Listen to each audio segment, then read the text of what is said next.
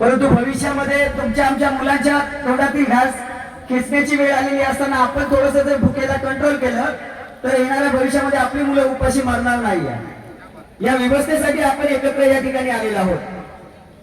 त्यामुळे या कार्यक्रमाचा अध्यक्ष या नात्याने दोन शब्द तुमच्याशी संवादी होणं म्हणजे त्या कार्यक्रमाच्या अध्यक्षपदाला न्याय देण्यासारखं आहे. आणि या संविधान गौरव दिनाच्या निमित्तानं आपल्याशी संवादी होत असताना माझ्या समोर जमलेले जे सर्व माझे भारतीय बांधव आहेत हे 3 वर्गामध्ये विभागलेले आहेत.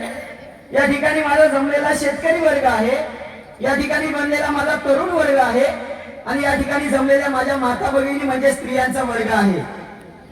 त्यामुळे या तिन्ही वर्गाला आजच्या माध्यमातून या संविधानाची आणि संविधान गौरव दिनाच्या निमित्तानं समाजाची मेळ घालणं हे अध्यक्षीय भाषणाचं खरं या ठिकाणी